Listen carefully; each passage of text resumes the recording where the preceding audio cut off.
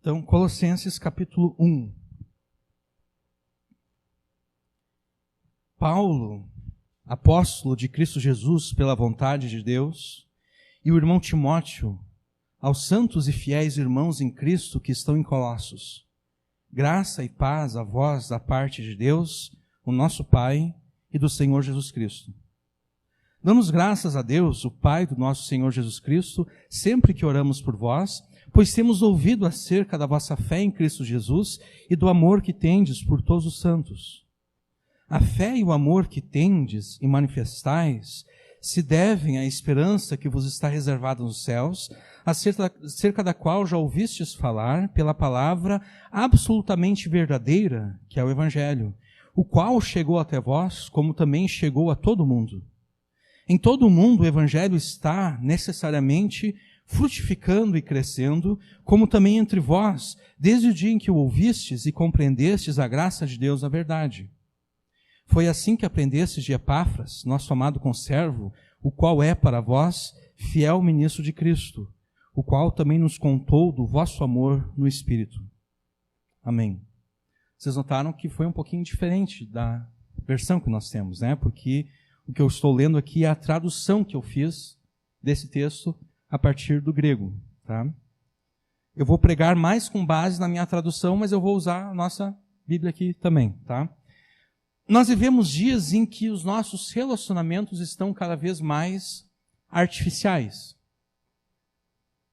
Os relacionamentos humanos estão cada vez mais artificiais. Essa artificialidade, ela nasce da nossa natureza pecaminosa. O pecado que há em nós faz com que nós sejamos artificiais.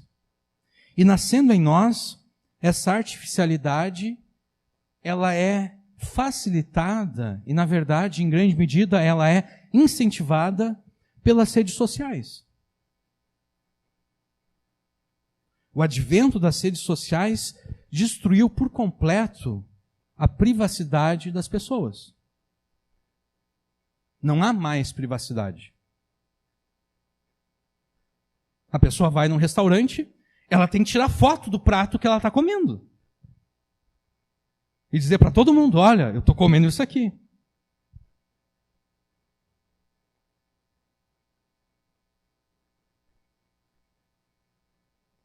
Isso é tão doentio que, na verdade, isso já faz anos que eu leio. Existem scripts, pequenos programas de computador, que eles geram tweets aleatórios para as pessoas. Para aquelas pessoas que não têm tempo de ficar tweetando, então o Twitter, esse programinha, ele gera tweets aleatórios de coisas que a pessoa supostamente está fazendo. Não há mais privacidade. A vida privada tornou-se pública. E a questão é que ninguém quer que os outros percebam o quão simples é a sua vida privada.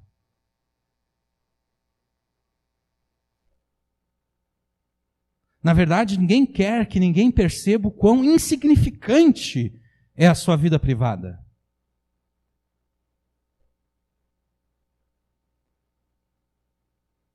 Por isso, cada postagem deve necessariamente nos retratar fazendo algo ainda mais interessante do que aquilo que supostamente nós fizemos na postagem anterior.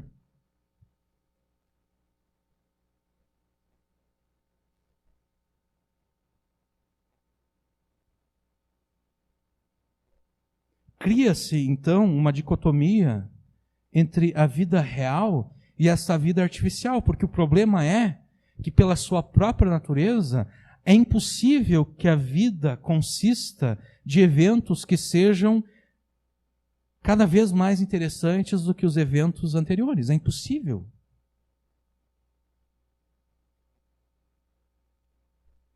Porque tudo bem, você está numa festa, mas você vai ter que limpar a sujeira depois da festa, né? Você vai ter que recolher todo o lixo que as pessoas espalharam. Quer dizer, o evento posterior à festa, ele não é mais interessante do que o evento da festa. Então, é impossível que a vida seja uma sucessão de eventos cada vez mais interessantes do que os eventos anteriores. Então, cria-se essa dicotomia entre a vida real, a vida que é simples e muitas vezes insignificante, e essa vida artificial, que é a vida das redes sociais. E não é com base na vida real que as pessoas agora estão se relacionando. As pessoas não se relacionam mais com base na vida real, com base nessa vida simples e até mesmo insignificante. Elas se relacionam agora com base nessa vida artificial. Por isso, então, eu comecei dizendo que nós vivemos dias em que os relacionamentos humanos estão cada vez mais artificiais. Do mesmo modo, é extremamente fácil nós cairmos na tentação de nos relacionarmos com Deus de forma artificial. Facilmente nós caímos nesse erro. Em vez de nos contentarmos com a simplicidade da palavra de Deus, nós acrescentamos ao Evangelho e à fé cristã, nós acrescentamos um sem número de crenças e práticas que nada têm a ver com Deus e que nada nos ajudam a progredir na fé, que nada nos ajudam a progredir na santificação. Esse acréscimo de tantas e tantas crenças e práticas extra-bíblicas e até mesmo antibíblicas, elas fazem com que o nosso relacionamento com Deus seja cada vez mais artificial. E daqui a pouco, de tanta artificialidade que há, não resta mais relacionamento algum.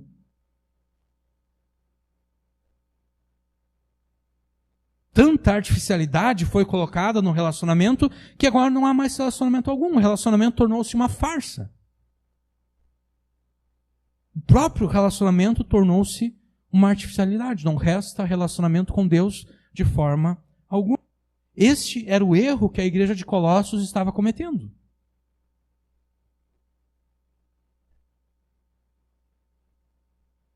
A fé cristã, eles estavam acrescentando elementos do judaísmo que já tinham sido cumpridos e encerrados por Jesus.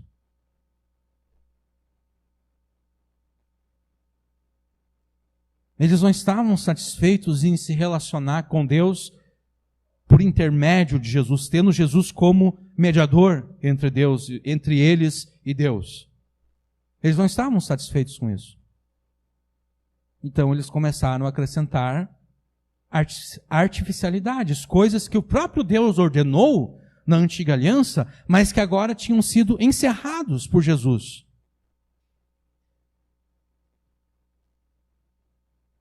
Mas fica pior do que isso.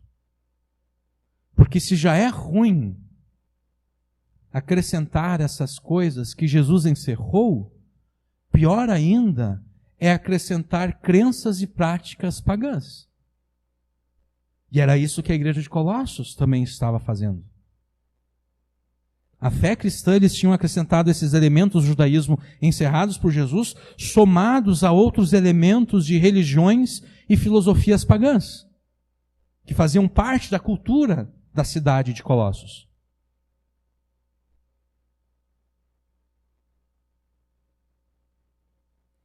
Nós não vamos perder tempo agora detalhando em que consistia a heresia de Colossos. Nós faremos isso nas próximas pregações, à medida em que nós formos chegando aos textos aqui em Colossenses e que Paulo argumenta contra essas coisas. Então nós não vamos perder tempo com isso. Por ora, basta que nós saibamos o seguinte: qual é a resposta de Paulo à heresia de Colossos? Qual é a resposta de Paulo a esse acréscimo de elementos do judaísmo e elementos de filosofias e religiões pagãs que os colossenses estavam acrescentando à fé cristã? A resposta de Paulo a essa heresia foi apresentar Jesus como absolutamente supremo e suficiente sobre e para todas as coisas da vida e do mundo.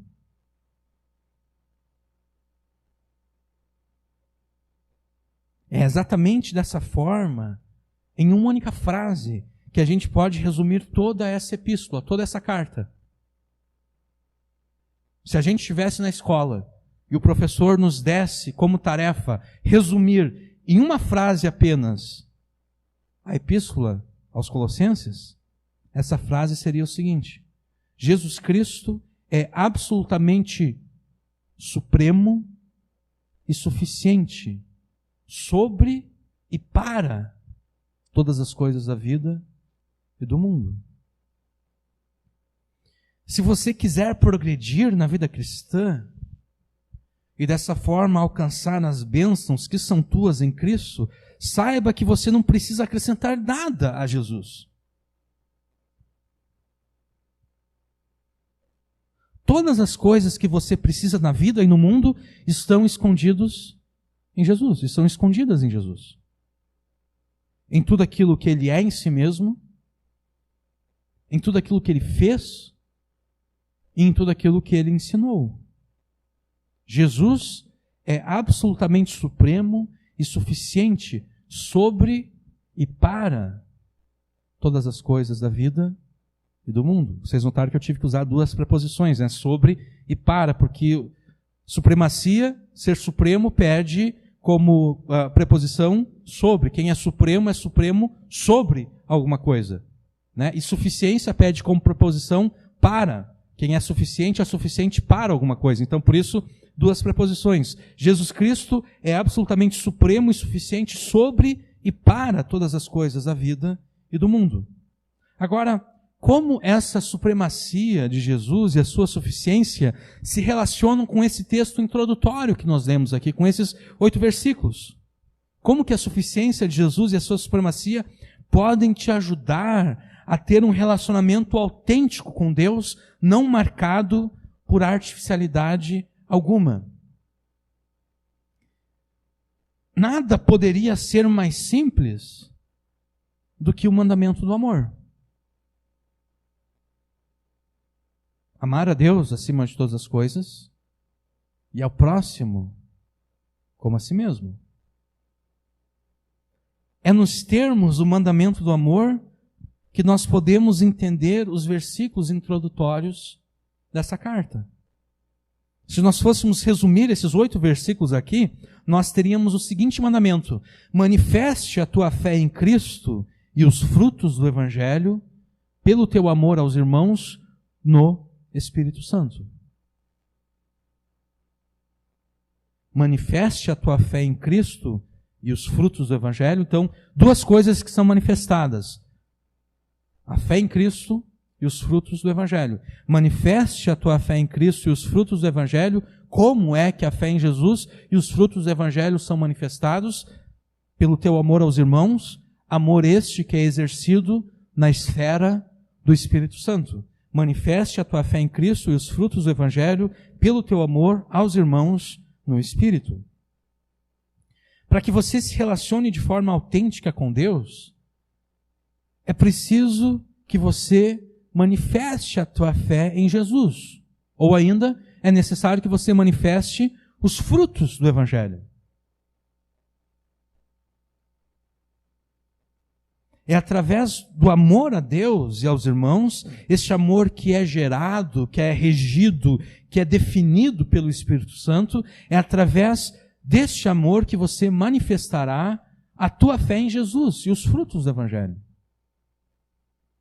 Em outras palavras, como você saberá que a fé que você diz ter em Jesus é uma fé verdadeira?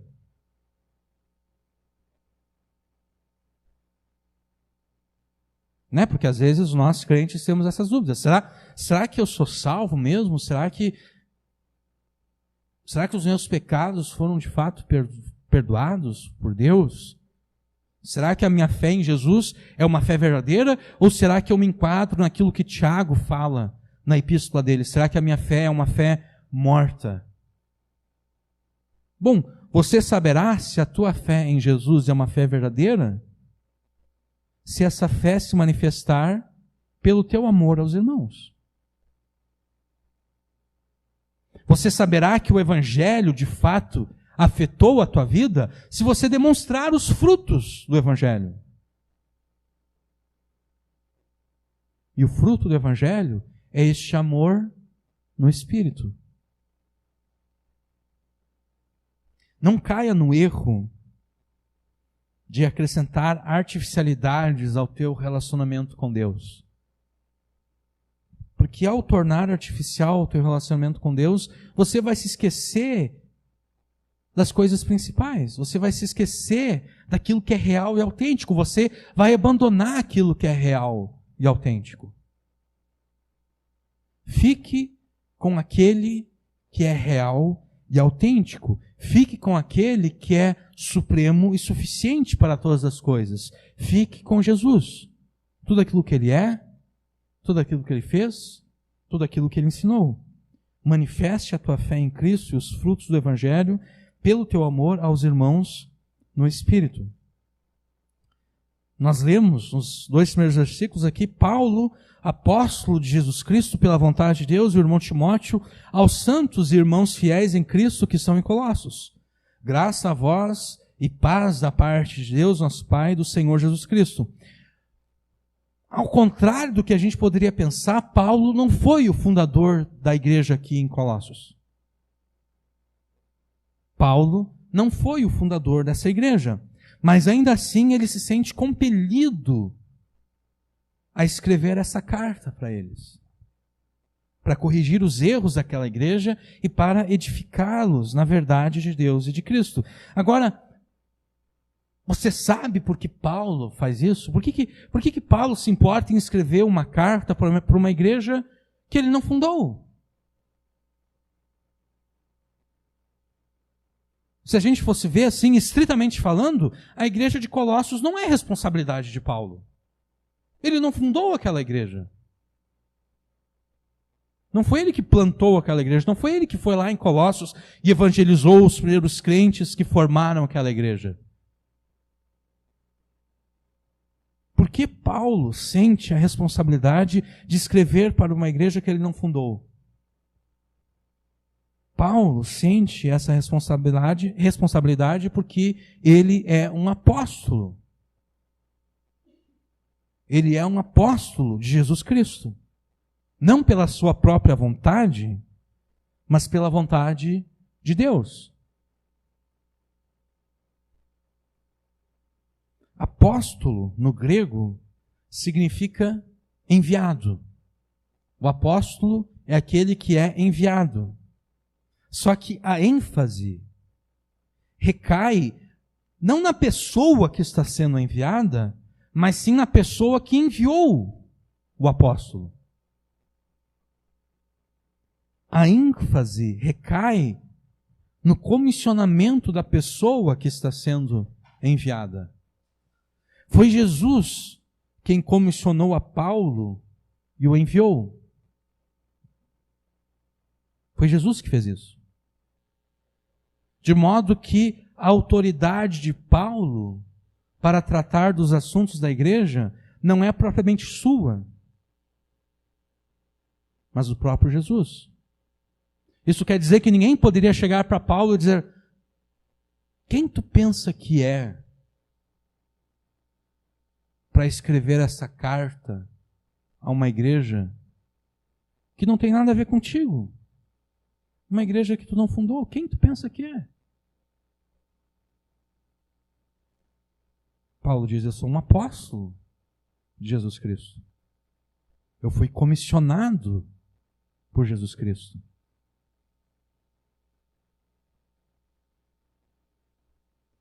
Sendo apóstolo de Jesus, a autoridade de Paulo é a autoridade de Jesus. Sendo um apóstolo de Cristo, as palavras de Paulo são as palavras de Jesus. Aquilo que Paulo fala é Jesus falando. Aquilo que Paulo escreve é Jesus escrevendo. Isso cumpre aquilo que Jesus havia falado lá no Evangelho de João. Já no final do seu ministério, no discurso de despedida, Jesus diz para os seus discípulos: olha, eu tinha muitas coisas para dizer para vocês agora, mas vocês não estão preparados ainda para receber. Mas quando o Espírito vier, Ele vai ensinar todas essas coisas que eu tinha que dizer para vocês. E essas coisas nós recebemos principalmente pela pena de Paulo. Porque Paulo, eu imagino que vocês todos devem saber, Paulo foi o autor mais prolífico do Novo Testamento, né? Paulo foi aquele que escreveu a maior parte do Novo Testamento. Talvez não a maior parte, mas a maioria dos livros foi Paulo que escreveu. Eu não digo a maior parte porque os evangelhos, eles compõem uma grande parte do Novo Testamento e agora não tem... Talvez os evangelhos componham a maior parte, de fato, do Novo Testamento. Mas o autor que escreveu mais livros foi Paulo. Tanto é que muitas vezes o pregador, a gente está tão acostumado a falar de Paulo, Paulo escreveu isso, Paulo escreveu aquilo, que às vezes o pregador está lá em Tiago, mas pelo costume ele diz, Paulo aqui está dizendo o seguinte, porque a gente passa tanto tempo pregando aquilo que Paulo escreveu, que a gente está lá em Tiago e a gente esquece que a gente está em Tiago e a gente diz, Paulo escreveu isso, Paulo disse aquilo, quando na verdade foi Tiago. Quando Jesus deu essa autoridade aos seus apóstolos, a Paulo, Pedro, João e aos demais, Jesus ele não agiu de forma independente da vontade de Deus. Não. Paulo, apóstolo de Jesus, pela vontade de Deus. Deus aqui, subtendido Deus, o Pai. Jesus não agiu de forma independente de Deus o Pai.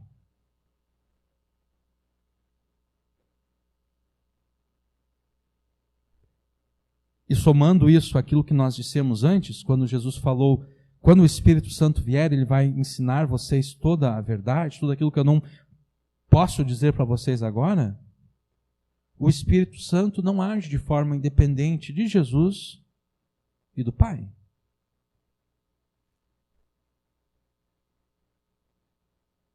Isso pode parecer simplório demais para nós afirmarmos, mas a verdade é muito importante. Qualquer mover que exista por aí, que se diga ser do Espírito Santo, se é um mover que não concorda com aquilo que está na palavra de Deus, não é o Espírito Santo. Porque Jesus não age de forma independente de Deus o Pai, e o Espírito Santo não age de forma independente de Jesus e do Pai. O Deus triuno, a Trindade, não é cada um indo para um lado, fazendo a sua própria vontade. Não, eles agem de forma unida.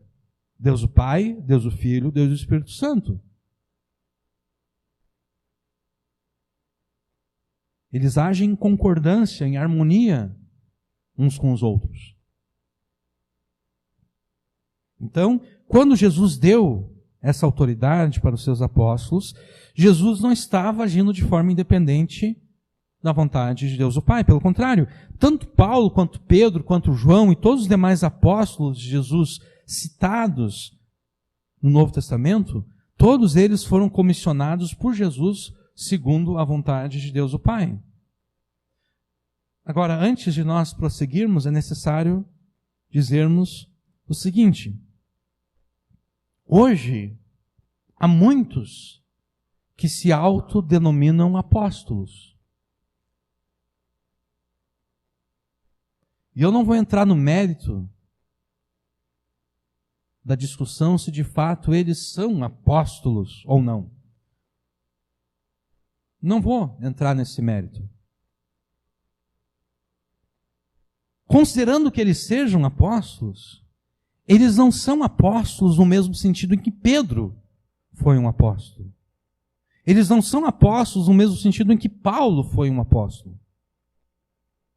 Eles não são apóstolos no mesmo sentido em que João foi um apóstolo.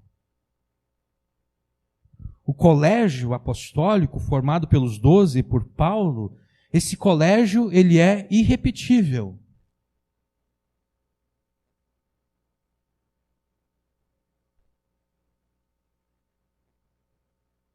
O G12 não imita o colégio apostólico.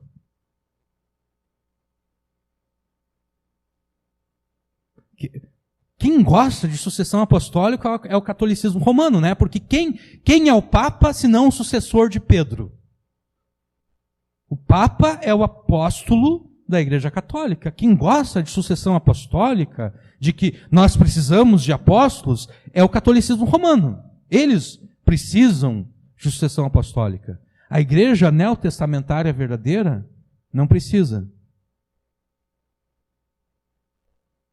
Então, o colégio apostólico, formado pelos 12 e por Paulo, é irrepetível, é insubstituível, porque através deles, Deus concluiu a revelação na sua palavra, fechando o cânon escriturístico. A Escritura, ela está completa desde que João escreveu o seu amém final, lá no Apocalipse. Quando ele escreveu aquele amém final, o cânon estava completo.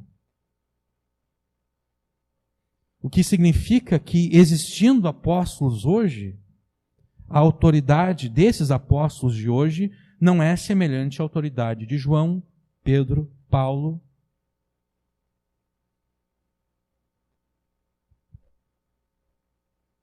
Aqueles que hoje se denominam apóstolos, se é que o são, eles serão fiéis apenas se limitarem a ensinar a palavra de Deus sem acréscimos. As palavras dos apóstolos de hoje não são as palavras de Jesus. As palavras dos apóstolos de hoje só são as palavras de Jesus se eles repetirem aquilo que Paulo escreveu, aquilo que Pedro escreveu, aquilo que João escreveu, aquilo que o próprio Jesus falou nos evangelhos. Aí sim as palavras deles são as palavras de Jesus. Mas qualquer coisa que eles falem, que acrescente, ou que diminua, ou então que mude o sentido do que aquilo que está escrito,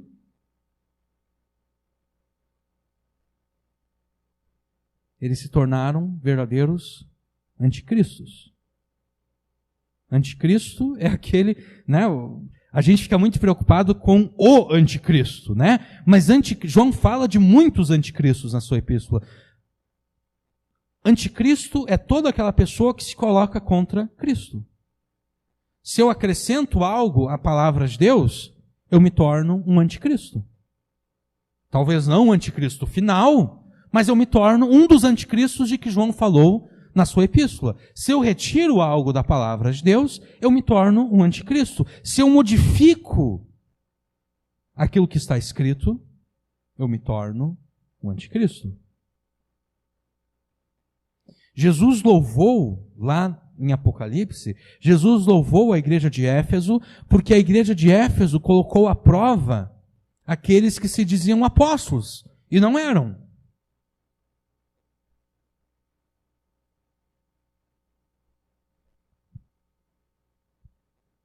Que nós possamos receber de Jesus o mesmo louvor que ele dispensou lá no Apocalipse à igreja de Éfeso.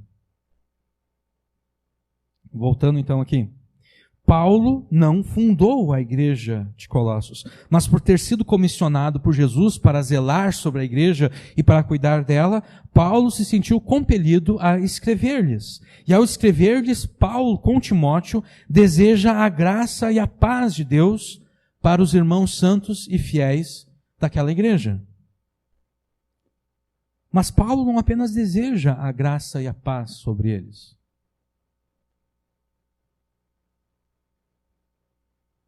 Paulo não se contenta com aquilo que acontece em muitas igrejas por aí. Profetize a graça e a paz sobre o teu irmão. Em primeiro lugar, isso não quer dizer nada, isso não é profecia. A gente nós não somos supersticiosos que cremos na força de Star Wars, né? Star Wars tem aquela força impessoal que ela age para o bem ou para o mal. Nós não cremos que exista isso no mundo real, em que aquilo que a gente declara se torna real. Não existe isso. Se nós crêssemos dessa forma, nós estaríamos incorrendo no mesmo erro dos colossenses aqui, de acrescentar filosofias e crenças de religiões pagãs à fé cristã. Isso não existe. Como diria o padre Quevedo, isto não existe, né? Não existe isso. Jesus não ensinou isso.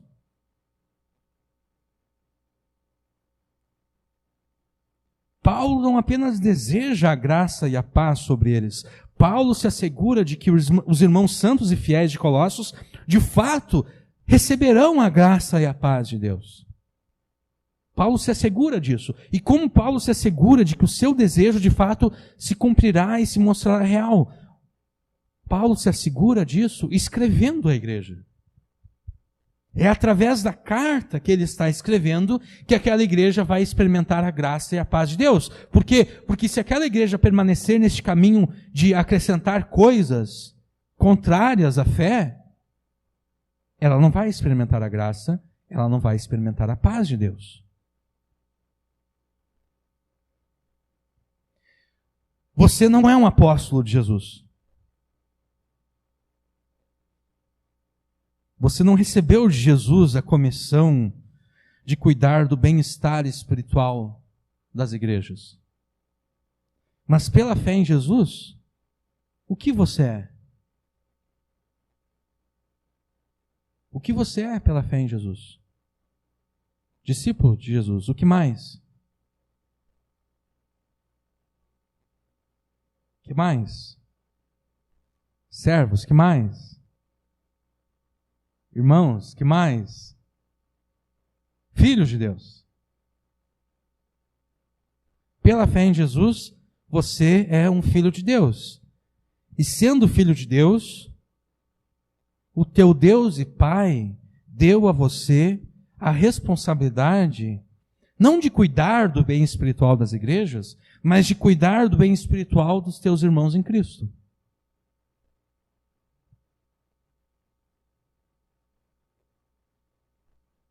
Então, vou repetir. Você não é um apóstolo de Jesus, você não recebeu de Jesus a comissão de cuidar do bem espiritual das igrejas. Mas sendo um filho de Deus, você recebeu do teu Deus e Pai a comissão, a responsabilidade de cuidar do bem espiritual dos teus irmãos em Cristo. Na introdução dessa pregação, nós dissemos que vivemos um tempo em que os relacionamentos estão cada vez mais artificiais. Nós também vivemos um período de grande individualismo. Nós vivemos um período de grande individualismo, mesmo no meio da igreja, mesmo entre os filhos de Deus. Já se disse a exaustão que a salvação é individual. Ou seja, cada crente é responsável por si. Cada crente é responsável de examinar-se a si mesmo para se assegurar que permanece firme na fé.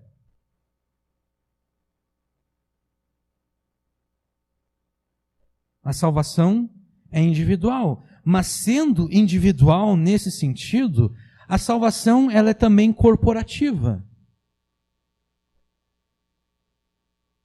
Porque lá no início do Evangelho de Mateus é dito que o nome de Jesus seria Jesus. Por quê? Porque ele salvaria não indivíduos. Não está escrito o seu nome será Jesus porque ele salvará indivíduos dos seus pecados. Não.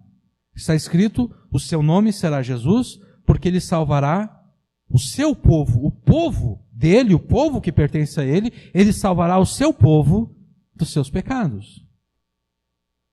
Então, ainda que seja verdade nesse sentido de que a salvação é individual, ela é individual apenas nesse sentido muito restrito. Num sentido mais amplo, a salvação é uma salvação corporativa. É uma salvação que diz respeito ao povo de Deus.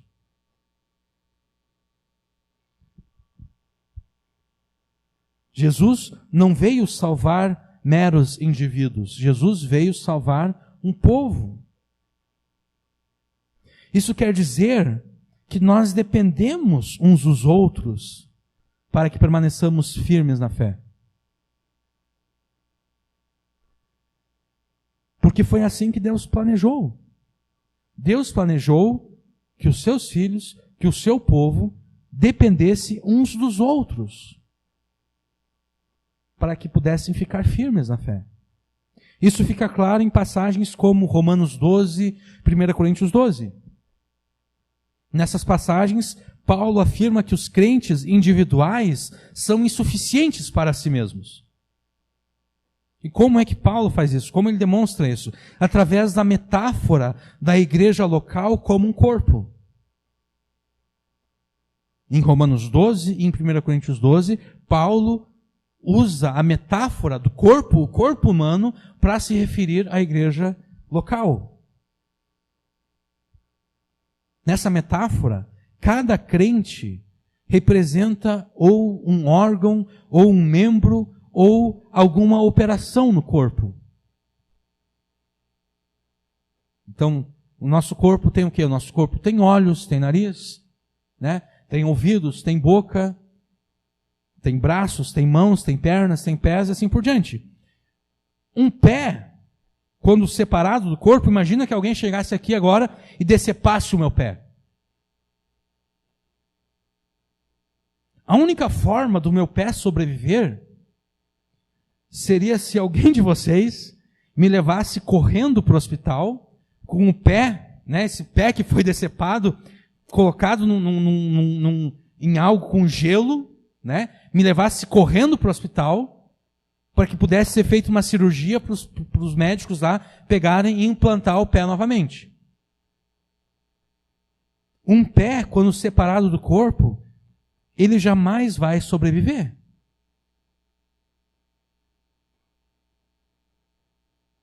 E ainda que conseguisse sobreviver, o que é impossível, mas ainda que esse pé conseguisse sobreviver, ele não conseguiria jamais cumprir a sua função. Porque qual é a função do pé? A função do pé é sustentar e equilibrar o restante do corpo. Estando o corpo parado ou estando o corpo em movimento. Essa é a função do pé. Como um pé poderia sustentar o restante do corpo quando não há corpo para ser sustentado, exatamente porque ele, o pé, foi separado do corpo? Da mesma forma, os crentes individuais, você e eu, nós jamais sobreviveremos se estivermos separados uns dos outros, se estivermos separados dos irmãos. E ainda que conseguíssemos sobreviver, o que é impossível, mas ainda que conseguíssemos sobreviver, jamais conseguiríamos fazer uso dos dons da graça que nós recebemos de Deus.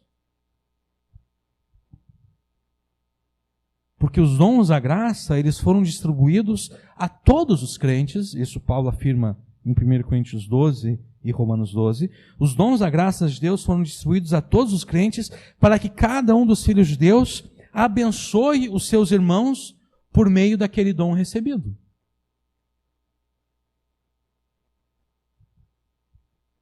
Agora, como eu poderia abençoar os meus irmãos se eu estou separado deles? E é por isso mesmo que é impossível que um filho de Deus individualista sobreviva, porque para sobreviver, para permanecer firme na fé, ele depende dos dons que Deus deu a outros. Para sobreviver, eu dependo dos dons que Deus deu a outros. E se eu estiver separado deles, eu não vou sobreviver.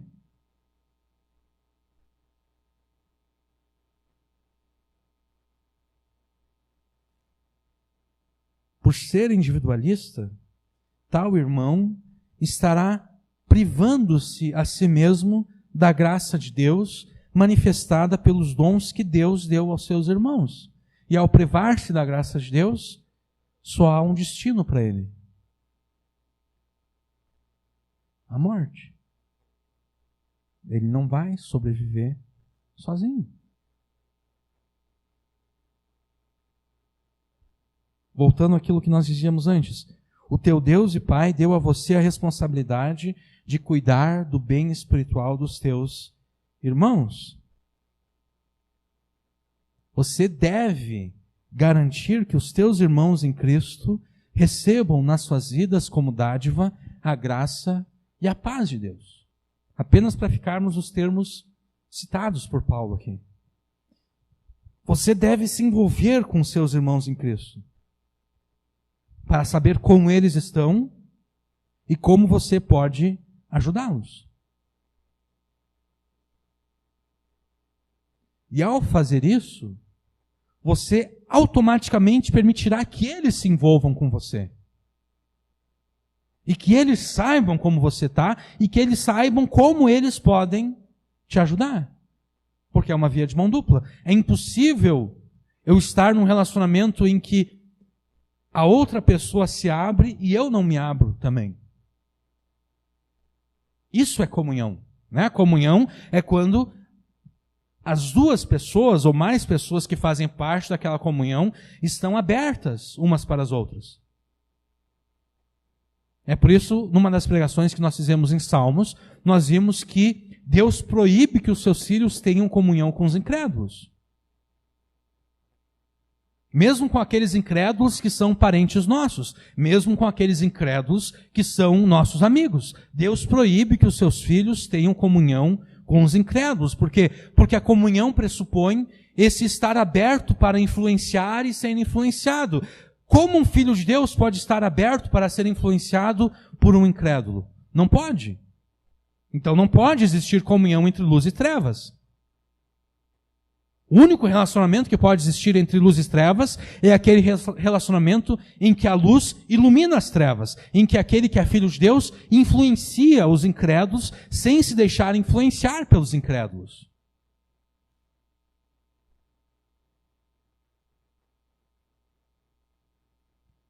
Então você deve se envolver com seus irmãos em Cristo para saber como eles estão e como você pode ajudá-los. E ao fazer isso, você estará permitindo que eles se envolvam com você, que eles tomem conhecimento de como você está e de como eles podem te ajudar. E claro, o primeiro passo para o cumprimento dessa tarefa é a oração, como ação de graças, como Paulo faz no versículo 3. Graças damos ao Deus e Pai de nosso Senhor Jesus Cristo, orando sempre por vós. Apesar da heresia que estava corrompendo a autenticidade daquela igreja, Paulo encontra motivos positivos para render graças a Deus pela vida daqueles irmãos. E Paulo faz isso, eu ia dizer com todas as igrejas, mas na verdade tem uma que ele não faz.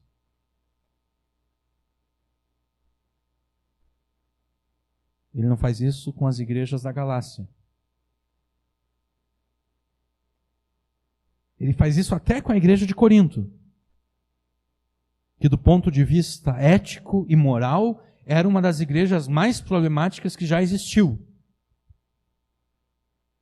Mesmo para a igreja de Corinto, Paulo encontra coisas positivas para louvar e para render graças. Com relação à igreja da Galácia, Paulo não encontra nada. Ou Paulo talvez até tivesse encontrado algo, mas a matéria era de tamanha urgência que ele pensou, não posso perder tempo aqui tentando alisar o ego de vocês um pouco. Não, vou ter que ir direto. Eu vou ter que ser como aquele zagueiro que quando dá carrinho, ele dá carrinho na canela do atacante. Né? Ele vai ter que arriscar um pênalti porque o gol é certo agora. Né? Então ele vai ter que ir na canela do cara. Porque no pênalti, pelo menos, o goleiro vai ter uma chance de tentar defender. Então ele vai na canela. É isso que Paulo faz lá em Gálatas. apesar dessa heresia aqui, que estava corrompendo a autenticidade daquela igreja, Paulo encontra motivos positivos para render graças a Deus pela vida daqueles irmãos. Essa ação de graças era oferecida por Paulo sempre que ele orava a Deus a favor dos crentes de Colossos. Agora, o que Paulo encontrou de positivo neles? O que motivava Paulo a orar pelos seus irmãos em Colossos? Nós vemos isso no versículo 4. Porquanto ouvimos da vossa fé em Cristo Jesus e do amor que tendes para com todos os santos. O que motivava Paulo a orar pelos seus irmãos em Colossos eram as notícias que ele tinha recebido da parte de Epáfras. Nós vamos ver Epáfras no versículo 7 depois. Tá? Mas Epáfras, ele havia trazido notícias para Paulo da igreja de Colossos. E essas notícias, elas davam conta de que os crentes que eram membros da igreja de Colossos eram crentes de fato.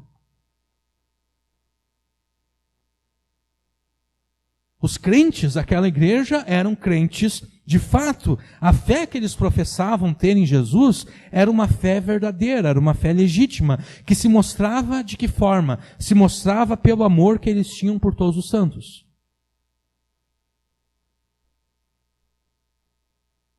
E sem dúvida, uma das manifestações do amor pelos irmãos é a disposição em orar pelos irmãos. E não apenas disposição, mas de fato orar pelos irmãos. Mas o amor que nós devemos ter pelos irmãos, ele começa na oração e ele prossegue até a ação concreta.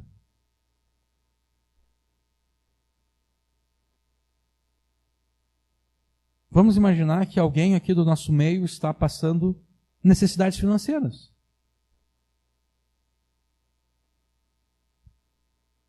Está tendo dificuldade para alimentar a si e a sua família. A gente deve orar.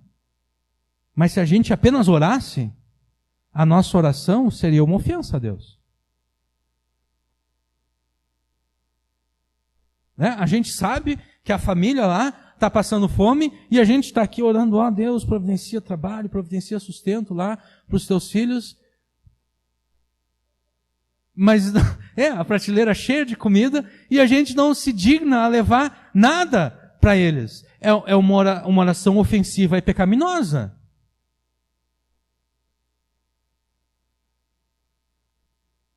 Deus está dizendo, tudo bem, eu estou ouvindo a tua oração e eu te dei o privilégio que você seja a resposta da tua oração. Tu está orando para que eu sustente eles. E eu estou agora te dando o privilégio para que você seja a minha resposta à oração que você está fazendo.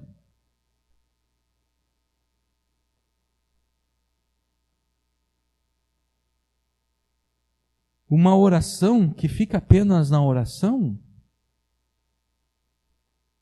é ofensiva a Deus. É pecaminosa. É mais ou menos aquilo que, em outro contexto, mas é mais ou menos aquilo que Tiago fala, né? O que adianta, irmãos, chegar no meio de vocês lá alguém que está com necessidade de vestes, está passando frio, e vocês não fazem nada, vocês só dizem, vão para casa, Deus vai sustentar vocês, Deus vai cuidar de vocês, profetizamos sobre vocês a bênção de Deus. Vão na fé. O que adianta isso?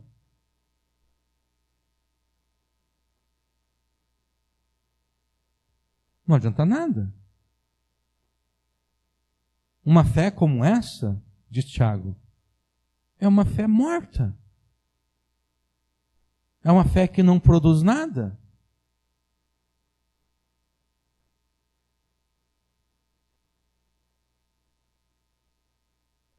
O amor que devemos ter pelos irmãos, ele começa na oração e ele prossegue até a ação concreta. Como Paulo está fazendo aqui. Paulo não fica apenas orando, ó Senhor, eu peço que o Senhor revele a tua verdade lá à igreja de Colossos, que o Senhor mostre que eles estão incorrendo em erro, que eles estão entrando numa heresia pesada, que vai minar o relacionamento deles com o Senhor, que vai acabar destruindo a igreja. Eu peço que o Senhor faça isso. Paulo está orando. E daí Paulo, o que ele faz? Ele escreve a carta. Ele parte da oração em direção à ação concreta.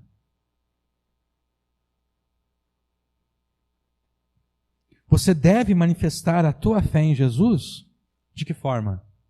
Através do amor aos irmãos. Mas amor segundo quem? Porque essa é a questão, né? Amor segundo quem? O que é amor? O que é esse amor aqui? Que amor é esse? Não o amor segundo o mundo.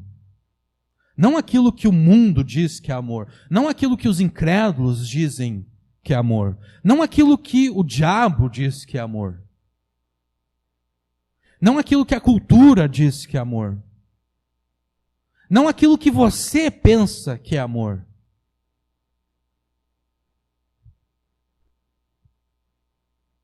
O amor que você deve demonstrar aos irmãos é o amor segundo Deus. É o amor como Deus define amor.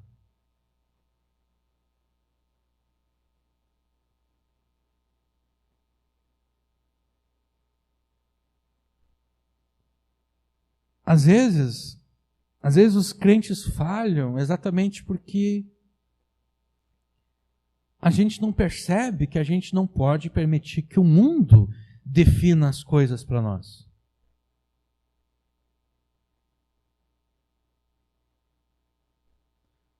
Por que muitas vezes os crentes não testemunham para os incrédulos? Por que muitas vezes os crentes não pregam para os incrédulos? Porque toda pregação, ela vai implicar... Se você vai pregar de fato a verdade da palavra de Deus, você vai ter que dizer que as pessoas estão erradas, que os incrédulos estão errados. Você vai ter que dizer que essas pessoas são pecadoras contra Deus. Mas o mundo nos diz que isso não é amor. Dizer que as pessoas, não é amor dizer que as pessoas estão erradas. Quem diz para as outras, quem diz para as outras pessoas que elas estão erradas, não é uma pessoa que ama, é uma pessoa arrogante, é uma pessoa prepotente, orgulhosa. Não, amor é tu concordar com as pessoas, é tu entender que cada um tem direito à sua própria opinião. Amar as pessoas é entender que eu não posso dizer para os outros aquilo que eles devem fazer. Não, eu devo deixar as pessoas são livres para escolher por si mesmas aquilo que elas devem crer e aquilo que elas devem fazer. Isso é amor. Segundo o mundo, segundo os incrédulos, segundo o diabo, segundo a cultura. Isso é amor. Agora, o amor segundo Deus é aquele que fala a verdade. Ele confronta. Não precisa ser um confronto feito com ira, né?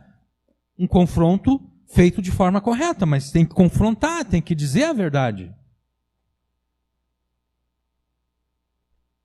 O amor, tu tem que amar tanto alguém a ponto de dizer que ela está errada. Se você não tem a coragem de dizer para uma pessoa que ela está errada, você não ama aquela pessoa.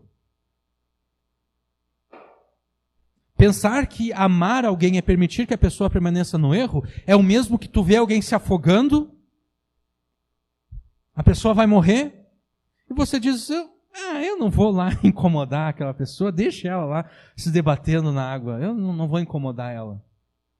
Deixa ela morrer. É o equivalente, deixar a pessoa se afogar, não querer se envolver, é o equivalente de dizer o seguinte, eu amo tanto aquela pessoa que eu não quero chatear ela, eu não quero deixar ela braba, irritada, não quero que ela fique pensando que eu sou arrogante porque eu estou dizendo para ela que ela está errada e não sei e qualquer outra coisa.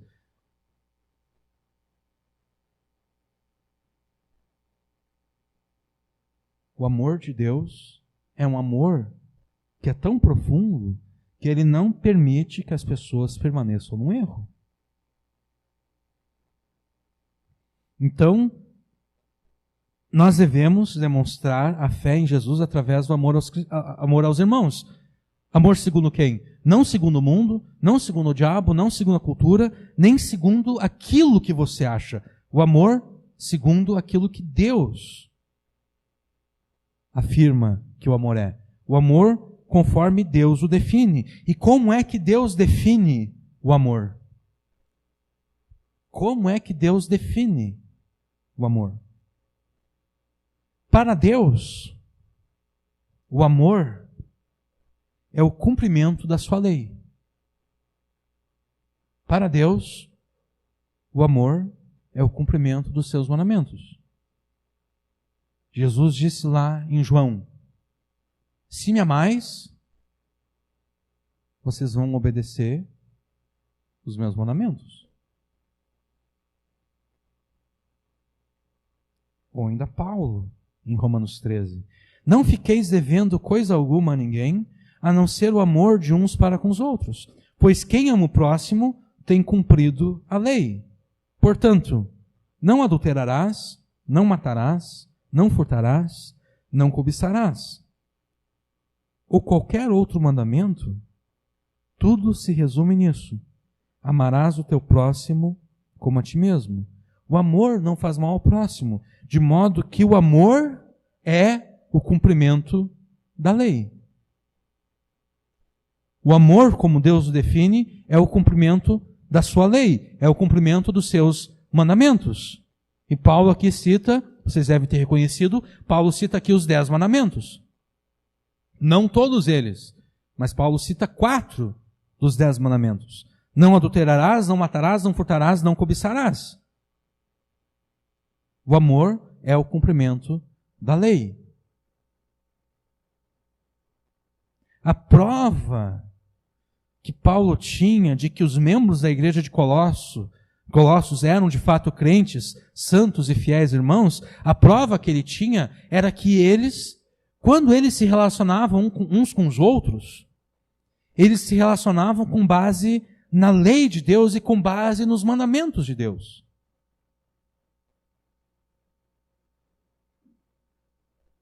Ou seja, quando os membros da igreja de Corinto se relacionavam uns com os outros, apenas para ficar aqui nos exemplos que Paulo cita em Romanos 13, eles não adulteravam, né? Um crente não tinha caso com a mulher do outro crente, né? Esse crente aqui não traía a sua esposa com a mulher do outro crente, ele não adulterava com a esposa do outro crente. Eles não matavam uns aos outros. Eles não furtavam as coisas que pertenciam aos irmãos. Eles não cobiçavam nada do que pertencia aos irmãos. Agora, isso parece um tanto quanto... Quer dizer, o não matar é fácil, né? Assim, o não assassinar alguém. É fácil não matar alguém. O que a gente tem que entender é que os mandamentos de Deus, eles não se resumem aos 10 mandamentos. Porque os 10 mandamentos, na sua maioria, são mandamentos negativos, né? São mandamentos que começam com não. Não todos eles, mas a maioria deles começa com não. São mandamentos proibitivos, mandamentos que proíbem certos comportamentos, mandamentos que proíbem certos pecados. O que nós temos que entender é que os mandamentos de Deus, eles não se resumem a não adulterarás, não matarás, não furtarás, não cobiçarás e os outros, o restante dos 10 mandamentos. Cada um desses mandamentos negativos, cada um desses mandamentos proibitivos que proíbem comportamentos pecaminosos, cada um deles possui como implicação mandamentos positivos. Por exemplo, o não roubarás tem como implicação positiva o quê? A generosidade. A generosidade que te leva a repartir com os irmãos que estão passando necessidade. Se você pensa que você cumpriu o mandamento não roubarás apenas porque você não roubou nada de ninguém, você não cumpriu esse mandamento.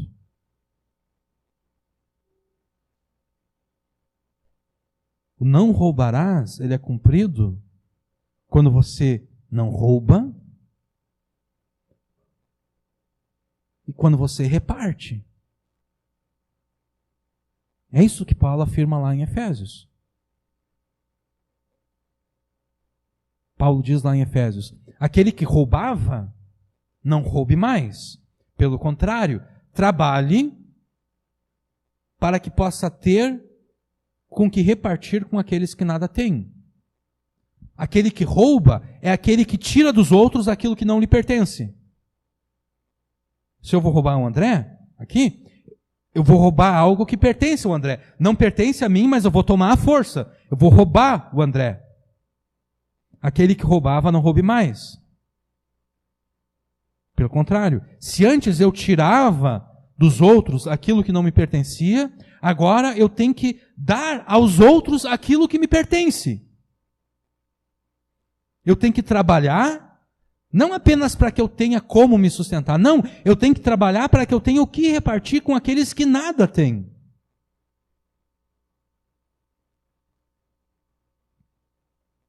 Então, o não roubarás tem como implicação positiva a generosidade que te leva a repartir com os irmãos que estão passando necessidade. O não matarás tem como implicação positiva o cuidado que você deve ter com a vida dos teus irmãos,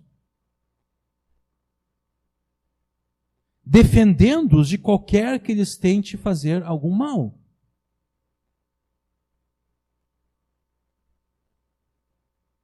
Não matarás não é apenas se isentar de cometer algum assassinato, não. Não matarás tem como implicação que você vai defender a vida do teu irmão contra todo aquele que quiser fazer o mal contra ele.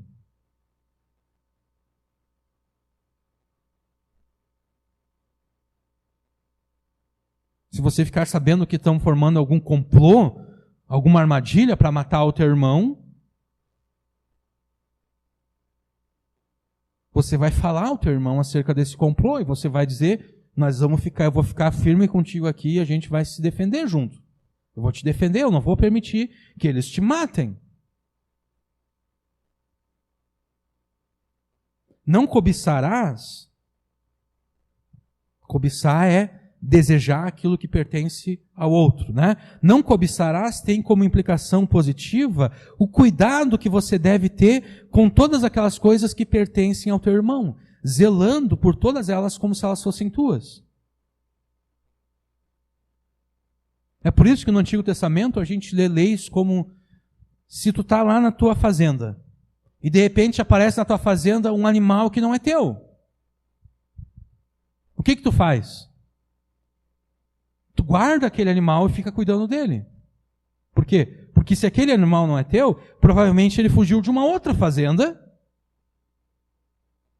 ele pertence ao teu irmão, então fica cuidando desse animal aqui, até que esse irmão chegue a ti procurando: olha, não surgiu algum animal, algum boi, alguma vaca aí na tua fazenda? Ah, é sim, apareceu, está ali, ó. Quer dizer, o não cobiçar não é apenas o não desejar aquilo que pertence ao outro, não, é cuidar das coisas que pertencem ao outro. Zelar pelas coisas que pertencem ao outro.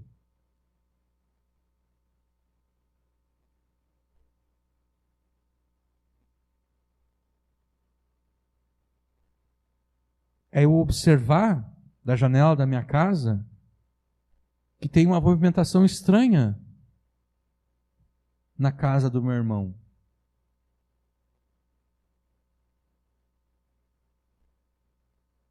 E não simplesmente pensar: não é comigo, não vou me importar.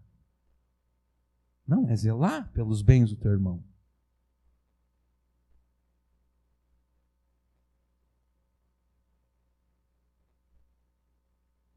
Não adulterarás tem como implicação positiva. Agora estou pensando na pessoa casada que iria adulterar contra o seu cônjuge, né? Não adulterarás tem como implicação positiva o cuidado de fazer todo o possível, segundo a lei de Deus, para que o teu cônjuge esteja bem e seja feliz.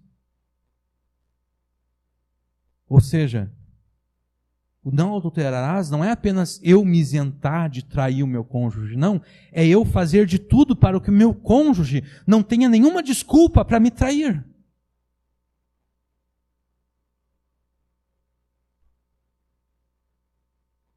Isso quer dizer que ele não vai trair? Não, talvez ele até traia.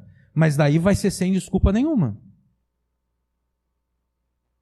Quer dizer, eu fiz tudo que eu poderia fazer para que o meu cônjuge se sentisse bem e feliz, segundo as definições de Deus, o que significa sentir-se bem e estar feliz.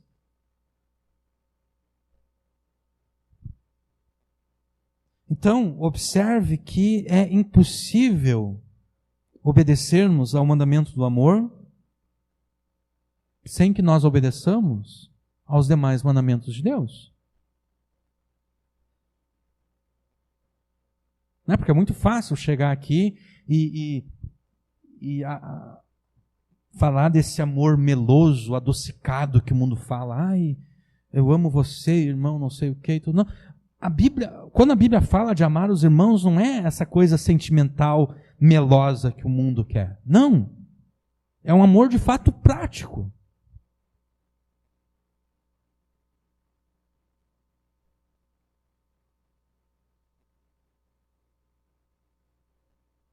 Então, observe que é impossível obedecermos ao mandamento do amor sem que obedeçamos aos demais mandamentos de Deus. Observe também que, para obedecermos de forma plena os 10 mandamentos, a maioria dos quais se encontram na forma negativa,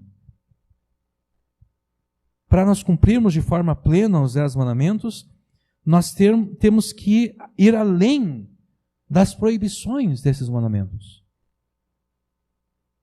Nós temos que ir em direção às implicações positivas daquelas proibições. E onde é que nós encontramos as implicações positivas das proibições dos 10 mandamentos? Onde é que nós encontramos essas implicações? Eu já dei uma pista para vocês antes, quando eu citei o Antigo Testamento. Aquela lei que diz que se na minha fazenda aparecer um animal que não é meu, eu devo cuidar dele até que o meu irmão venha recolher o animal que pertence a ele. É no Antigo Testamento, principalmente, que nós encontramos as implicações positivas dos mandamentos proibitivos de Deus nos 10 mandamentos. É especialmente no Antigo Testamento, especialmente no Pentateuco. O Pentateuco são os 5 primeiros livros da Bíblia.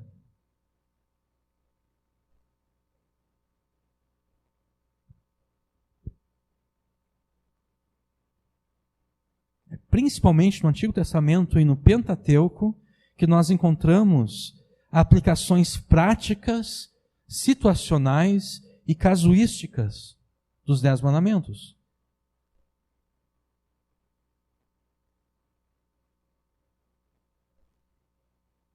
Por isso que não faz nenhum sentido essa ideia que invadiu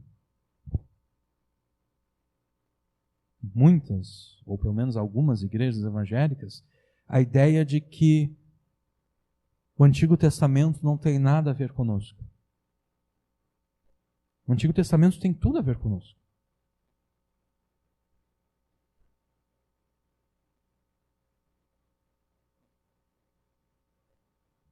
A gente citou aqui apenas uns pouquíssimos exemplos das implicações positivas, tá? Existem outras implicações positivas dos mandamentos que eu citei. Tá? Não matarás tem outras implicações. Não furtarás tem outras implicações. E assim por diante. Tá? Esses pouquíssimos exemplos que citamos aqui, eles não fazem justiça ao modo como Deus, na sua palavra, detalha o modo como nós devemos amar os irmãos. Como então você manifestará a tua fé em Jesus no amor pelos irmãos? Como é que você vai fazer isso? Dedicando tempo para estudar a palavra de Deus. inclusive participando dos cultos, onde você ouvirá a pregação da palavra de Deus no poder e autoridade do Espírito, para que você descubra de quais maneiras você poderá se relacionar com os irmãos em amor, para que você descubra de quais maneiras você poderá ajudar os teus irmãos e servir os teus irmãos nas dificuldades e necessidades deles.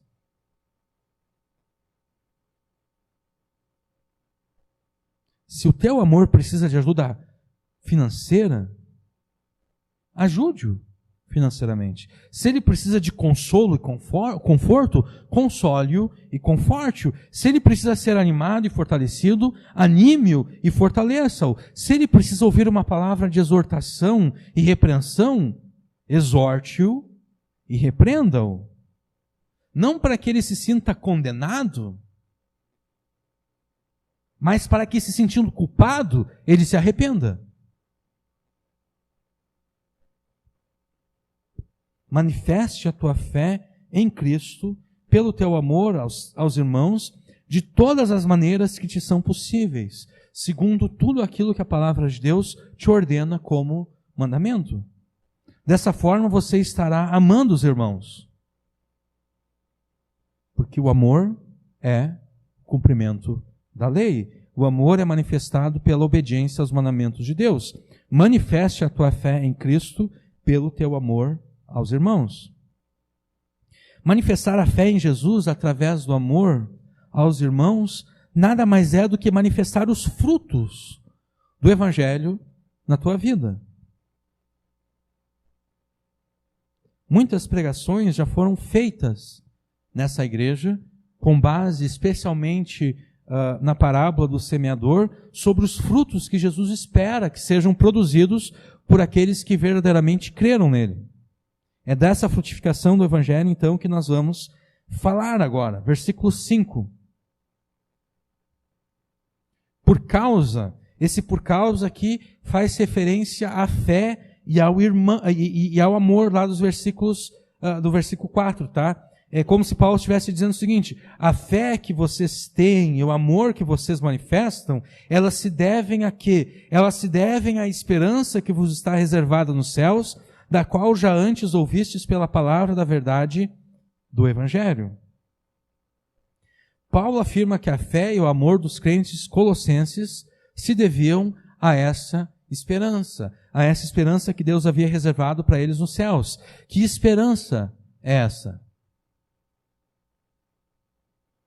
Normalmente, quando nós falamos de esperança, nós usamos a palavra esperança de forma diferente do que faz a palavra de Deus. Para nós, esperança é um desejo. Para nós, esperança é um desejo. Nós queremos que esse desejo se torne realidade.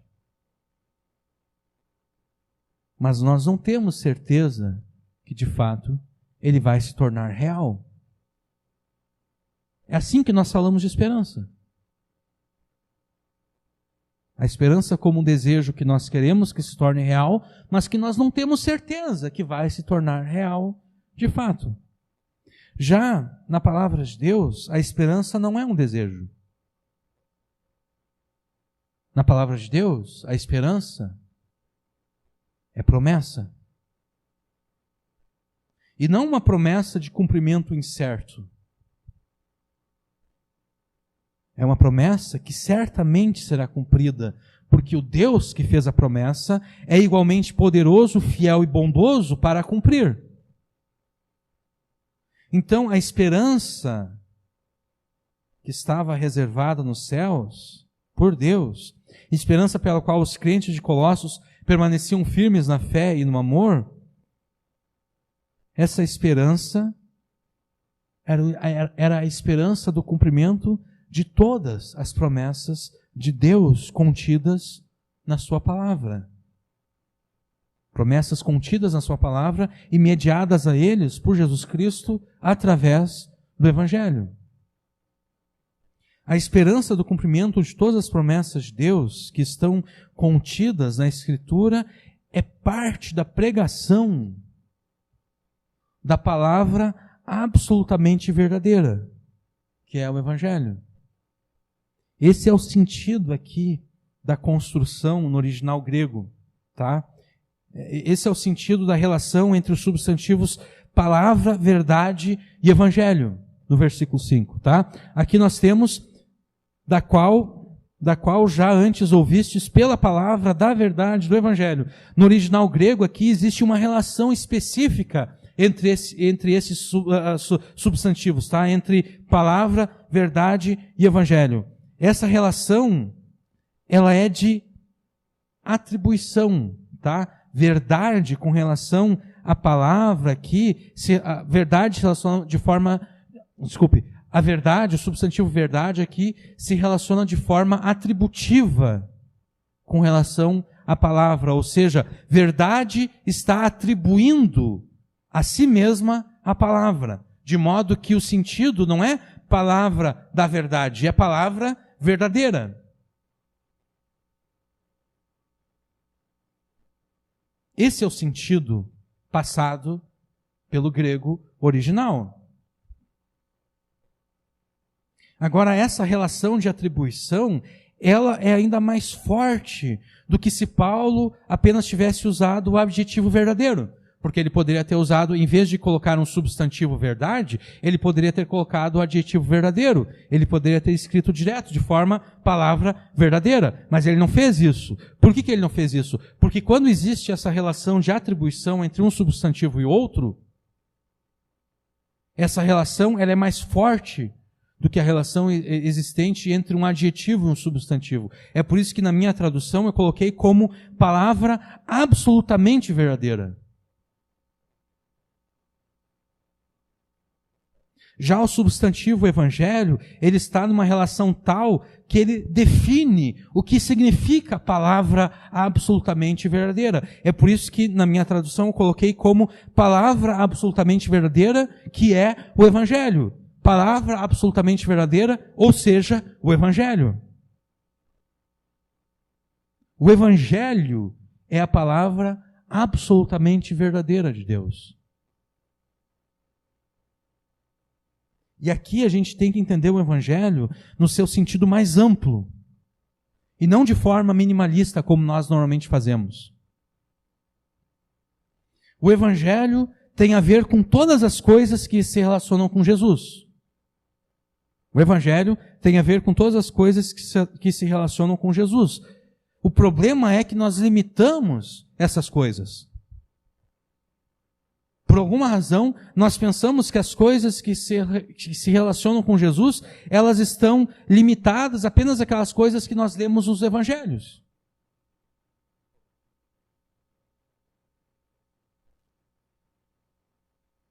Ocorre que Jesus se relaciona com a totalidade da palavra de Deus. De Gênesis a Apocalipse.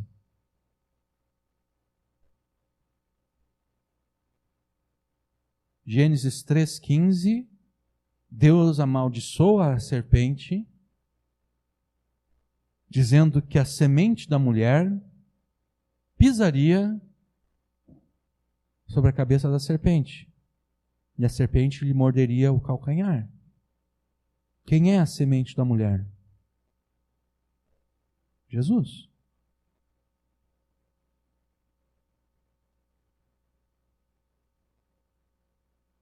Mateus começa o seu evangelho da seguinte forma: livro da genealogia de Jesus Cristo, filho de Davi, filho de Abraão.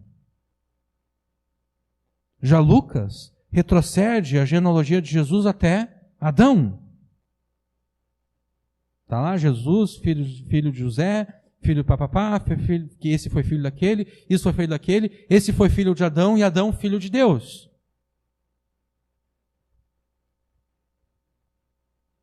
No final do evangelho de Lucas, depois da ressurreição, Jesus pega os apóstolos, Jesus reúne os apóstolos e Jesus mostra para os apóstolos todas as coisas que no Antigo Testamento estavam escritas acerca dele.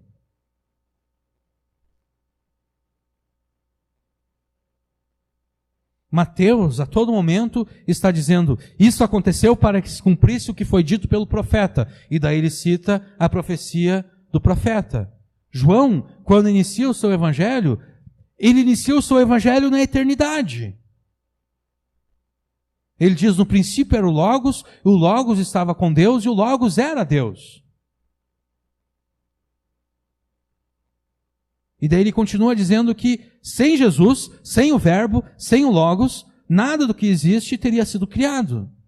Então, a gente pensa que o Evangelho se limita às coisas que estão contidas apenas nos Evangelhos. Não, Jesus se relaciona com toda a palavra de Deus. Então, quando nós lemos aqui acerca da palavra absolutamente verdadeira, ou seja, o Evangelho, a gente tem que entender o Evangelho aqui como a totalidade da palavra de Deus. Porque, afinal de contas, o Evangelho é o quê? São as boas notícias. Agora, boas notícias em comparação com o quê? Porque se não há comparação, não existem boas notícias, né? Sem comparação, só existem notícias, só existem novas. Eu só sei que algo é bom, que algo é melhor, se eu tenho como comparar com algo que não é tão bom, com algo que não é tão legal assim. Então, para que haja as boas novas, é necessário que haja as más novas. Para que haja as boas notícias, é necessário que ocorram as más notícias.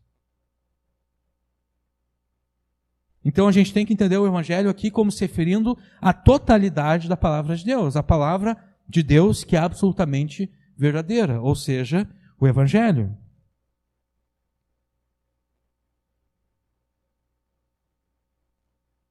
O Evangelho, então, ele encapsula dentro de si mesmo a totalidade da palavra de Deus, a qual nos oferece o quê? Nos oferece a esperança reservada por Deus nos céus para os seus filhos, a certeza de que por meio de Jesus todas as promessas de Deus são nossas, aquilo que Paulo fala lá em 2 Coríntios. Em Jesus, se existe alguma promessa da parte de Deus, em Jesus essa promessa é sim. Paulo escreve aos Coríntios. A certeza de, então, essa esperança é o quê? É a certeza de que por meio de Jesus, todas as promessas de Deus são nossas. Essa certeza, ela deve nos levar a permanecermos firmes na fé e no amor. Essa esperança, ela contempla a certeza da ressurreição dos mortos. A certeza de que aqueles que nós perdemos para a morte, nós não os perdemos para sempre. Claro, supondo que a pessoa que morreu, de fato, morreu na fé, né?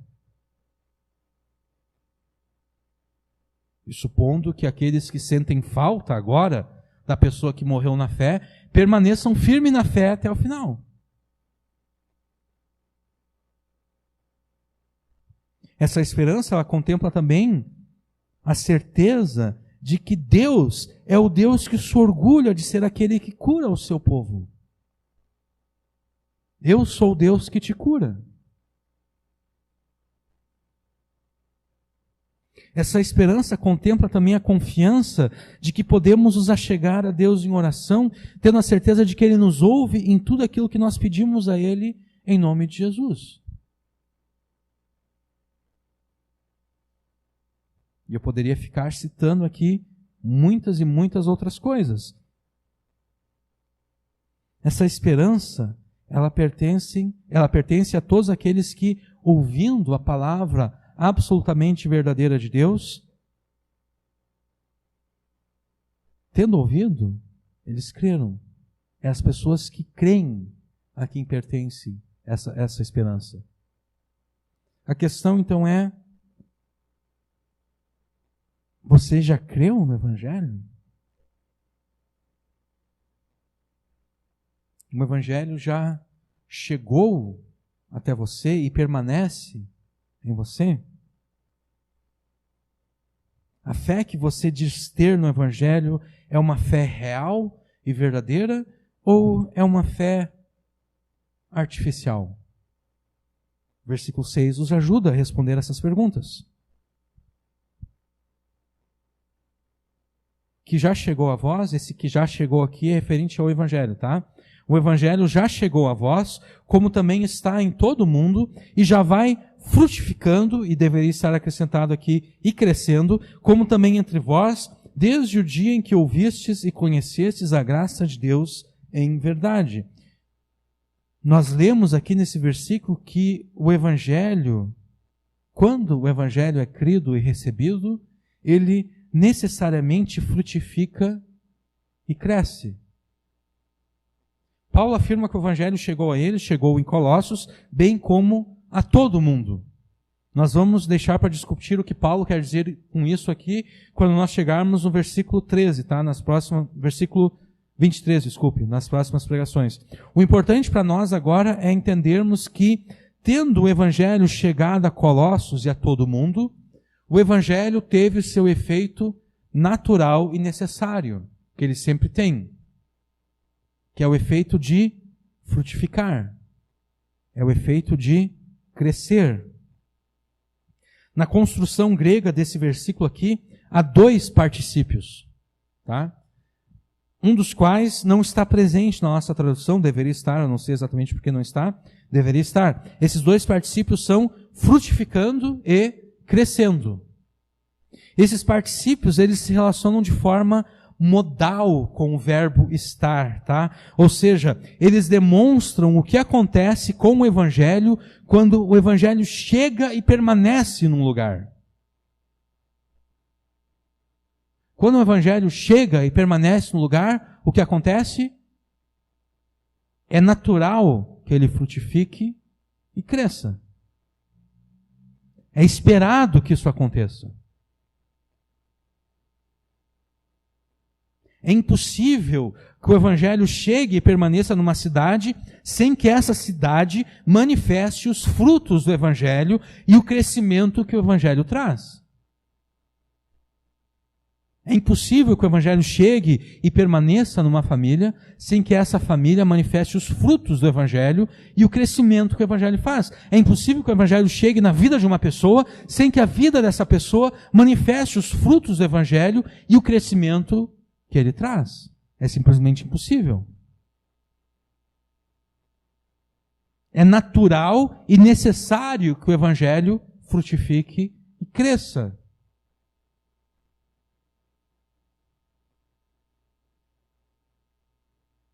Paulo diz que o Evangelho vai frutificando e crescendo, como também entre vós, desde o dia em que ouvistes e conhecestes a graça de Deus em verdade.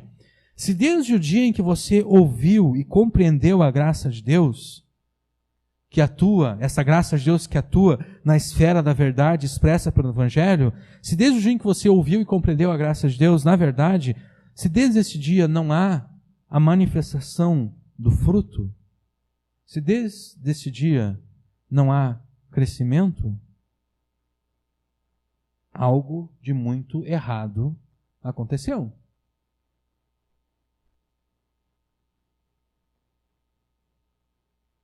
Se não há manifestação de fruto, se não há crescimento, algo errado aconteceu. Tem uma coisa muito errada ali.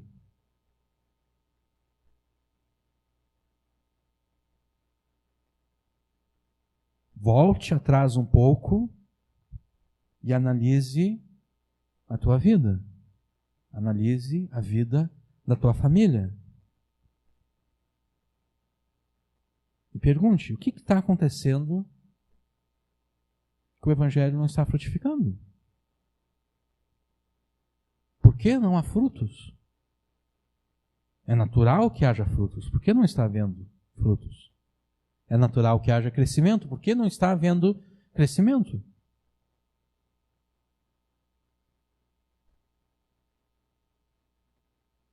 Não permita que artificialidades introduzidas por você e por outros te distraia do que realmente é importante e necessário.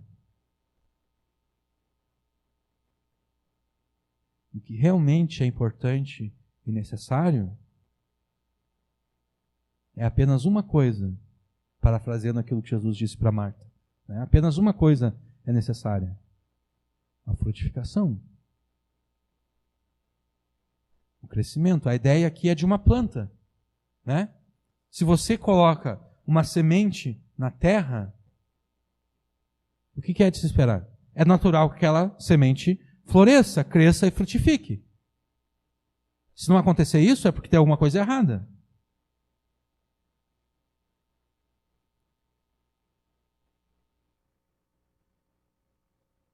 Vou repetir aqui. Não permita que artificialidades introduzidas por você e por outros te distraia daquilo que é realmente importante e necessário. A frutificação do Evangelho e o seu crescimento.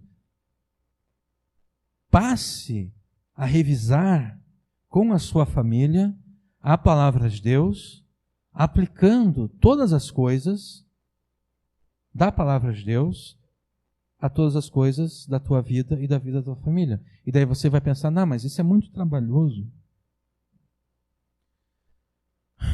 A gente não tem tempo para isso. Tá bom, mas então tu creu realmente na palavra absolutamente verdadeira de Deus? Como é que tu pode dizer que creu e não tem tempo para revisar essa palavra, para ver o que está acontecendo de errado na tua família?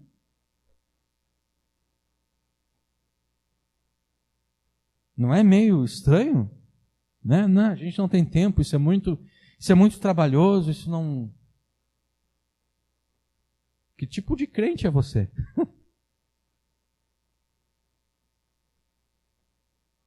Parafraseando agora o meu tio, o pai do Pablo, tu é crente ou tu é Coca-Cola? Né?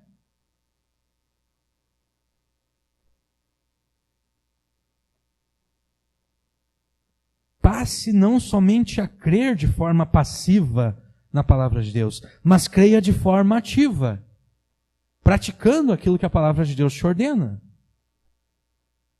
Não por pensar que você vai ser aceito por Deus por aquilo que você faz, não. Pratique com base na fé que você diz ter em Jesus. Porque como você pode dizer que tem fé em Jesus se você não acredita nas palavras de Jesus? Que fé é essa? Que crê na pessoa, mas não crê nas palavras. Que amor é esse que você diz ter por Jesus? Que você não obedece aos mandamentos de Jesus. Jesus disse lá em João, quem me ama, obedece os meus mandamentos. Então, passe não somente a crer de forma passiva na palavra de Deus, mas creia de forma ativa, praticando todas as coisas que Deus te ordena, com base na fé que você tem em Jesus. Além disso, passe a influenciar as pessoas do teu convívio. Porque se não há frutificação na tua vida, é porque você está se deixando influenciar pelos incrédulos. Então agora chegou a hora de você virar o jogo. Chegou a hora de você dizer, eu não vou mais permitir ser influenciado pelos incrédulos. Pelo contrário, eu vou influenciar os incrédulos. E talvez você pense, não, eu não vou me permitir ser influenciado pelos incrédulos, mas eu não vou influenciar os incrédulos. Se você pensa assim, você já foi influenciado por eles. Porque tudo que eles querem é que você não os influencie.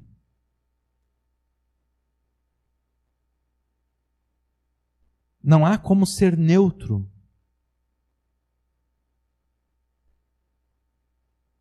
Não há como ser neutro com relação a Jesus. Ou nós ajuntamos com Jesus, ou nós espalhamos.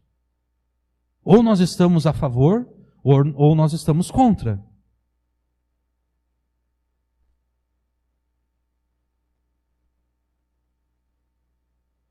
Não há como ser um agente secreto de Jesus.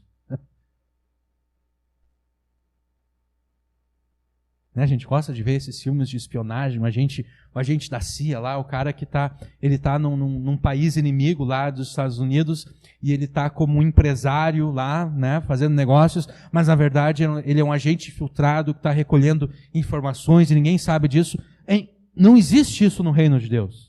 Não existe um agente do reino de Deus infiltrado no reino do inimigo, que ninguém sabe que ele é crente e ele está ali recolhendo informações. A gente não precisa recolher informações do reino do inimigo, porque tudo aquilo que a gente precisa saber acerca do inimigo, Deus já nos revelou na sua palavra. Então Deus não precisa de agentes secretos para ficar descobrindo aquilo que o diabo está planejando. Não, o que Deus precisa, não que Deus precise, o que Deus deseja é que os seus filhos sejam soldados. Um soldado não é um agente secreto, né? Um soldado, ele está usando as fardas do seu exército. Todo mundo que vê ele no campo de batalha sabe que ele é um soldado daquele exército. É isso que Deus quer.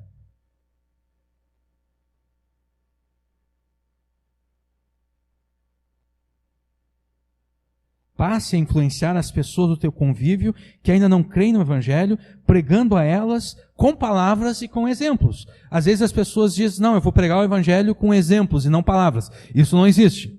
Não existe pregação com exemplo apenas.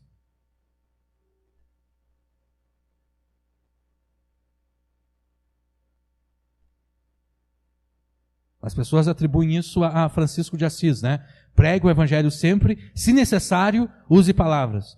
Não sei se Francisco de Assis disse isso de fato ou não, mas se ele disse, ele estava errado. Não há como pregar o Evangelho sem usar palavras. Mas também a tua pregação do Evangelho não vai ser muito eficaz se você somente usar palavras. Porque não adianta de nada você falar acerca da graça de Deus, mas negar a eficácia da graça de Deus. Você deve mostrar que a graça de Deus é poderosa para transformar pecadores em santos. Então, pregue a eles com palavras, exemplos, para que o Evangelho também chegue a eles e fique neles, e frutifique neles e cresça neles. Eu estou me alongando mais do que eu queria. É necessário que a tua vida manifeste os frutos do Evangelho, especialmente, como nós vimos antes, pelo teu amor aos irmãos. Porque como você pode dizer que ama a Deus a quem não viu, se você não ama os irmãos a quem você vê? Né? Isso aqui eu estou roubando de João, na epístola dele.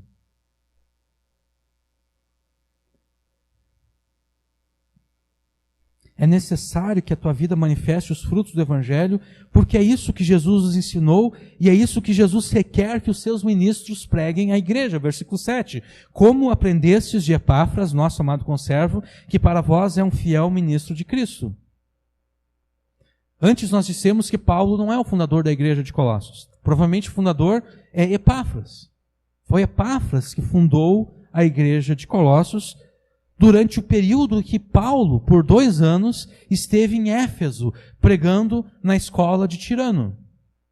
Paulo esteve em Éfeso por 2 anos, pregando na escola de um certo tirano, isso aparece lá em Atos 19, e durante esse período, aqueles que estavam sendo treinados por Paulo lá, eles iam de cidade em cidade pregando o Evangelho. E Epáfras, um daqueles que foram discipulados por Paulo, ele chegou em Colossos, e ele pregou o Evangelho em Colossos, e ele fundou a igreja em Colossos.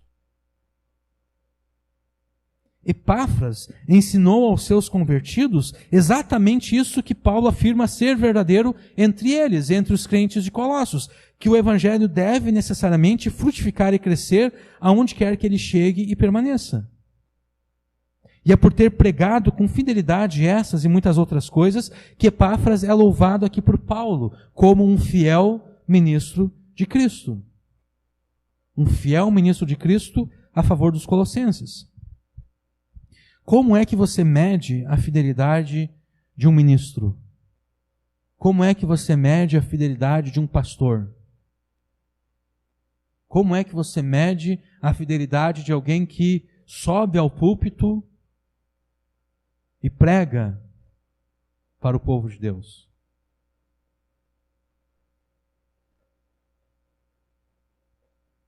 Você mede a fidelidade do ministro através da pregação dele, através da pregação que ele faz na palavra de Deus. Porque se eu chegasse para vocês aqui e pregasse de forma contrária à palavra de Deus, como eu poderia ser fiel, um fiel ministro de Cristo? É impossível eu ser um fiel ministro de Cristo e ao mesmo tempo pregar rebeldia contra Cristo. Não se deixe, então, levar por qualquer que, dizendo-se ministro, é infiel na pregação da palavra. Porque se você se deixar levar por eles, adivinhe só, teu destino não será muito bom. Porque se você se coloca debaixo da pregação que alguém faz em rebeldia contra Jesus, o resultado disso será o quê? Você se tornará rebelde contra Jesus. Porque você estará se deixando influenciar por essas pessoas. Então, fuja deles e não se deixe influenciar por eles nem guiar por eles. Apegue-se àqueles ministros que verdadeiramente são fiéis a Jesus e que demonstram essa fidelidade pela sua pregação. Epáfras pregou a palavra absolutamente verdadeira de Deus, o Evangelho, e crendo os colossenses no Evangelho, o Evangelho frutificou nas suas vidas. E agora Paulo cita pela segunda vez o amor dos colossenses. O qual aqui é Epáfras, né? Epáfras nos declarou também o vosso amor no Espírito. Epáfras pôde testemunhar a Paulo e a Timóteo acerca do amor daqueles crentes. Acerca desse amor no Espírito. O que é esse amor no Espírito? Amor no Espírito deve ser entendido aqui como aquele amor que é exercido na esfera do Espírito Santo. Ou seja, o amor que só pode ser manifestado por aqueles que têm o Espírito Santo. Antes nós vimos que o amor, como Deus o define, é a obediência à lei de Deus e aos seus mandamentos. Agora, naturalmente nós não queremos obedecer a Deus. Nós, por nós mesmos, nós não queremos obedecer a Deus. Nós fugimos de Deus. Nós odiamos a Deus e nós somos inimigos de Deus e nós odiamos a palavra de Deus e nós odiamos os mandamentos de Deus.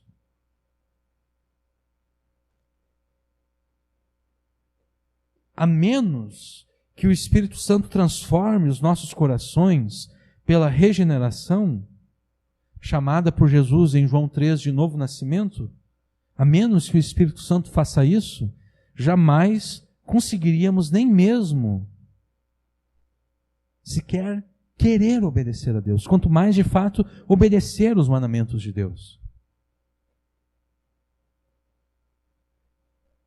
Pela sua soberana graça, o Espírito Santo transforma os corações dos eleitos de Deus, de forma que os corações de pedra deles é trocado por um coração de carne, segundo aquilo que o profeta Ezequiel fala acerca da nova aliança. E neste coração de carne, o Espírito Santo escreve o quê? Escreve as leis de Deus, escreve os mandamentos de Deus, segundo as promessas da nova aliança feitas pelo profeta Jeremias. De modo que, tendo a lei de Deus escritas nos nossos corações, agora é um desejo nosso obedecer a Deus. É um desejo nosso cumprir a lei de Deus e os mandamentos de Deus. É nesse contexto que nós devemos entender esse amor no Espírito. O amor que é exercido na esfera do Espírito. O amor que é exercido no poder transformador do Espírito. Só podem manifestar os frutos do Evangelho, só pode manifestar este amor pela obediência aos mandamentos de Deus, aqueles que foram transformados pelo Espírito Santo. Porque separado desse poder transformador, a obediência, a tentativa de obediência à lei de Deus vai trazer apenas morte. Porque ou nós nos tornaremos arrogantes, nos enganando a nós mesmos, pensando que de fato conseguimos obedecer a Deus sem a ajuda do Espírito Santo, ou então ficaremos eternamente desanimados, percebendo que não conseguimos obedecer à lei de Deus, a parte do Espírito Santo. De qualquer forma, ou na arrogância ou no desânimo, o destino é apenas um: é o desespero e a morte.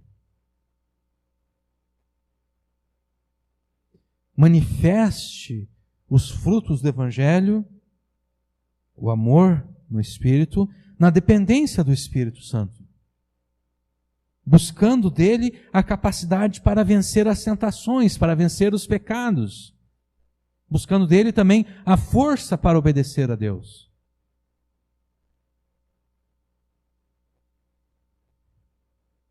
Dependa do Espírito Santo. E talvez vocês estejam pensando, tá bom, mas como alguém depende do Espírito Santo? Não tem muito segredo. Sabe como você depende do Espírito Santo? Estudando a palavra de Deus, orando a Deus, participando dos cultos a Deus, tendo comunhão com os irmãos.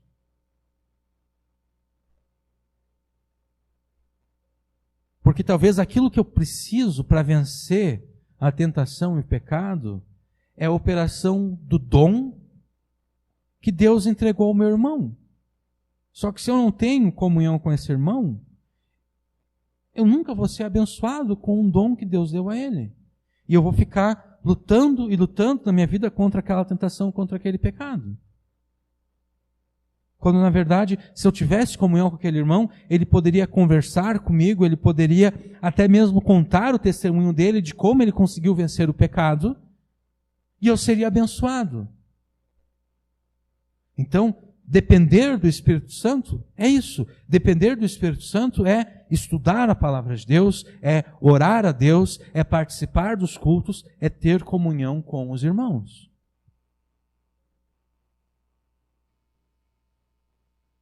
Dependa do Espírito Santo e você manifestará os frutos do Evangelho. Manifeste os frutos do Evangelho pelo teu amor no Espírito. Por esse amor que é exercido na esfera e no poder do Espírito. Não copie as artificialidades dos relacionamentos modernos. Nem nos teus relacionamentos pessoais e nem no teu relacionamento com Deus, nem no teu relacionamento com os irmãos. Relacione-se com Deus, relacione-se com os teus irmãos com base no amor. Relacione-se com Deus e com os teus irmãos com base nesse amor que é definido por Deus, na sua lei e nos seus mandamentos. Mas não tente, pela força da tua carne, obedecer a Deus. Obedeça a Deus pela fé em Jesus. Por essa fé que se manifesta na dependência do Espírito Santo. Creia em Jesus e dependa do Espírito Santo e você manifestará o amor como Deus o define. Manifeste a tua fé em Cristo e os frutos do Evangelho pelo teu amor aos irmãos no Espírito. Amém.